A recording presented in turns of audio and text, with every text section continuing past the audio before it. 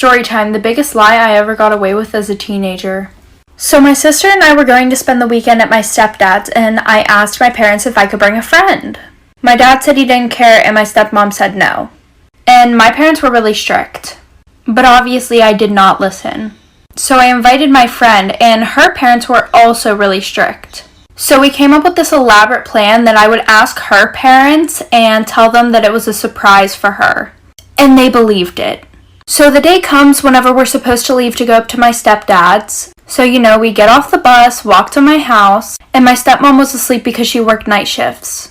So I was able to sneak my friend through the house to my bedroom. Little did she know she was going to have to hide in the closet. So my stepmom came in and needed to borrow a pair of socks for work. And I was literally guarding the closet with my life. And she goes, "Get away from the closet, you're acting so suspicious. What's in there?" Like for part 2, by the way, Stacy and Candace, if you see this, my bad. This is a little tip for all my females. So I've been seeing a lot of videos about my man won't text me back whenever I'm mad at him, he doesn't want to talk, this and that. Girl, I got a tip for you, and part 2 is coming, guys, just wait. But anyways, you gotta argue whenever you are at his house. Do not do it when you guys aren't around each other, you all aren't together, you're just texting him, because then you're just gonna get ignored. Or sometimes you won't if you have good boyfriends. But if you wanna, don't do it at your house because he can just leave. He'll walk. Do it when you're at his house and he has to drive you home. Because then, how's he gonna get away from you?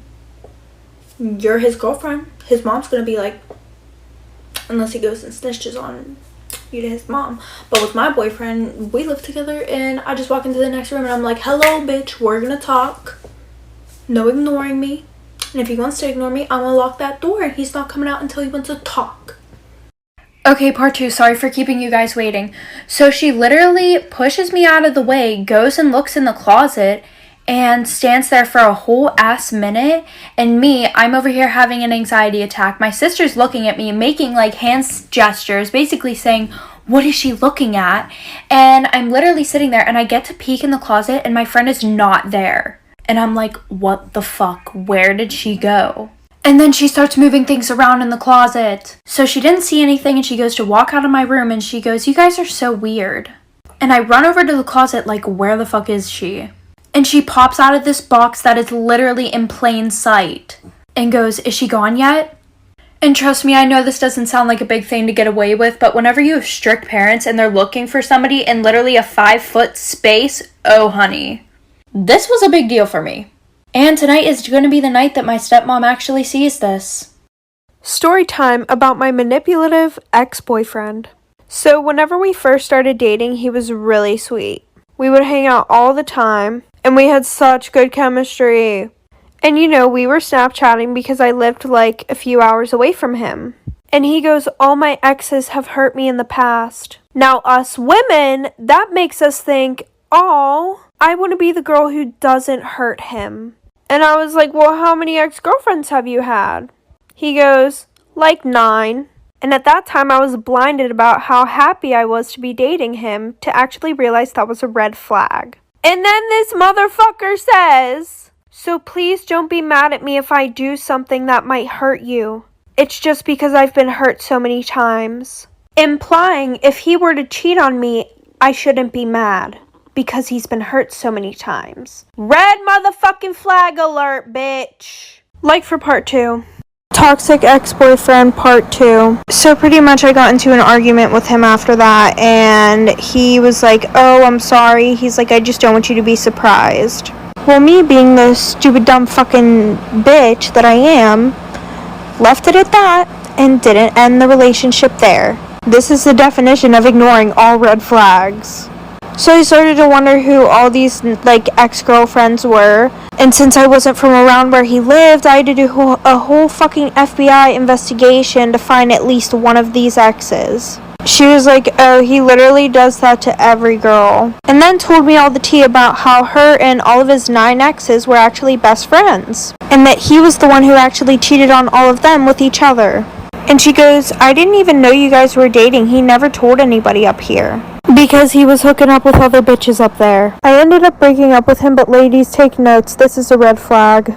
Story time of one of my many embarrassing moments in high school. So my sophomore year, I was talking to this guy. and we had been talking for 4 months. And he didn't want to date me.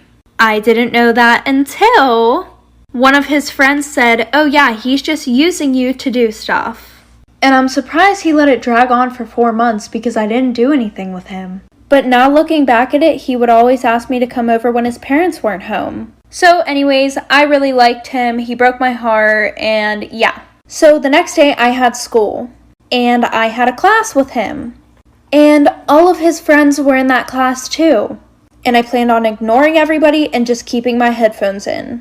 Well, one of his friends asked me if I was okay. Bad idea. The waterworks started and I started sobbing in class in front of everybody. I felt so bad for him. He just asked if I was okay. And guys, everybody was staring at me. It was so bad I had to be removed from class. Toxic best friend story time. And no, this is not the same one. I know I have bad choice in best friends. Do not come at me. So a few summers ago, I was single and I was talking to 2 boys. One that I had been talking to for months, but I didn't know if he liked me because I kind of got more of best friend vibes. And the other one I was talking to for not that long, but he was kind of a douche. So, who did I tell about these 2 boys? No other than my best friend. Well, this girl took it upon herself to text the guy that I was talking to for months and say, "You're just her backup plan." And she was the type of girl that would talk shit on other girls to guys that they liked to get the guy's attention. So he told me that she said that, and I confronted her about it. She goes, "I just don't think it was right you were doing that to him." Meanwhile, she was talking to this boy that she really liked, but fucking other people. We were not able to bounce back after that. Story time about how I actually got away with sneaking out. It was the summer before my junior year in high school. So my sister and my friend were sleeping at my house. And I didn't live with my parents at this time. Well, 2 a.m. rolls around and we get a text from our friend. And he goes, "Oh, do you want to come to my party right now?" And we really wanted to go, so we had to come up with this elaborate plan on how we were going to get out of my house and get back in. Because we had to worry about a dog who freaks out every time someone leaves and comes back, motion-censored lights, adults waking up at 4:30 in the morning, and I was on the first floor of the house, thank God. So I had my sister put the dog in the bedroom so that way he wouldn't bark whenever we left. And my sister really took one for the team here. And then I told her whenever they wake up, let the dog back out of the room and lock the door, just in case they came to check in on us. So we called an Uber and bolted out of my house. Like for part 2. Okay guys, sneaking out part 2. And for all of you saying like, "Oh, why'd you have to sneak out if you weren't living at your parents?" I lived at my grandparents' house and they are strict as hell. Anyways, so we're at the party and we're having a great time, and I look at my phone and I realize that it's 4 o'clock. And they wake up at 4:30 a.m. So we ordered an Uber and we had the guy drop us off down the street. So we're walking down the street and we finally get to my neighbor's house. And we can see all the lights were on in my house. And my sister's been texting me the whole time, basically saying, "Oh, they're awake, I hear them, OMG, like, you better hurry up." And I'm texting her, like, "Get the dog in the room," because he would have barked loud as hell if he saw us. And I forget if it was me or her, but one of us had to pee really bad and peed somewhere. So we're basically on our stomachs crawling back to my house through my yard, so that way none of the motion-censored lights come on. And one of them came on, and the windows don't really have curtains, so I could see my path, like, looking outside the window. Oh, there's gonna be a part 3. Okay, part 3, but for all the new people, guys, stop telling me to post the part 2 because I always post my part 2s. Okay, so the motion censored light comes on, and we literally stop dead in our tracks. Meanwhile, we're literally laying in the grass, like, just don't even know what to do. And there's this side door that we were going to go through. So my sister put the dog in the room and we're just waiting for the techs to run in the house when they're both upstairs. But my pap was looking outside trying to figure out why the light went on. And then I hear him say, "Oh, it must have just been a deer." So my sister finally texts us like 5 minutes later that, they're both upstairs. And I waited so I couldn't see them in the window anymore. And we bolted in the house. And I ran in the bedroom and we both smelled disgusting because we were both laying on the grass outside. When we get in, we lock the door so that way we can change our clothes, act like we're going to sleep, and then unlock the door. And my grandma comes down literally 10 minutes later to check on us. Like if you want more stories on me sneaking out. Story time about how I got caught skipping school almost every day of my senior year. So our school had just started this new thing where you fill out all your contact information online. And my dad was like, okay, yeah, just fill yours out. And it pretty much was who can pick you up, who can make early dismissals for you, who they can call if you're in trouble. Well, I decided to be a sneaky little bastard and put my boyfriend in for every single one of those contacts. I would start school around 7:30 a.m. and I would go to the nurse's office at like 9 a.m. and she would call and my boyfriend would act like my dad and be like, okay, yeah, just let her drive home. Well, my guidance counselor noticed after about 3 months of me never being at school. So she called the number hoping to speak to my dad. But instead she got my boyfriend. And he just thought it was a random person, so he didn't act like my dad. Because neither of us knew. Like for part 2. Okay, part 2. Okay, so pretty much what happened after that is she called and like she found out that it wasn't my dad. And then she went digging and like she like called my sister to the office and she was like, what's your dad's phone number? And my sister was like, why? Like, don't you guys have it already? And I also put the same numbers for my sisters so that way in case this day came, then, you know, it wouldn't look suspicious. Well, I don't know what she threatened my sister with, but she scared the hell out of her, so she gave her my dad's number. And so my sister told me whenever she got home, so I went to school the next day. And it was like a surprise party whenever I walked in the office. The dean was there, the principal was there, and my guidance counselor. So I got in trouble and then they were like, oh, we're calling your dad. So what did I do? I left before they called him. Hi guys, I had a really cool idea and I wanted to get your guys' opinion on it.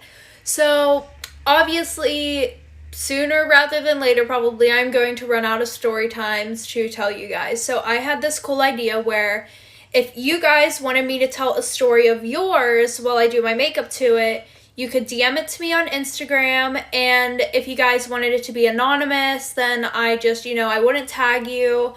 But if I do your story time and I just, you know, like I make my own audio to it, then I would tag you. And I feel like that would kind of keep this story time and makeup thing going. So I wanted to get your guys' opinion. And yeah, love you guys. Hi guys, so tonight I'm going to be tinting my eyebrows. I have done this one time before and it didn't work out. So hopefully it works out this time. So real quick, I'm just going to take off my makeup. This is probably the saddest part of my night, doing my makeup, like spending an hour on it and then having to take it off. Done. Did that just go onto my floor? Yes. Do I have to pick it up? Yes. Hold on. Okay, I forget how to do this. Let's get this started. There are no directions on the box, and I threw out the directions the first time I used it.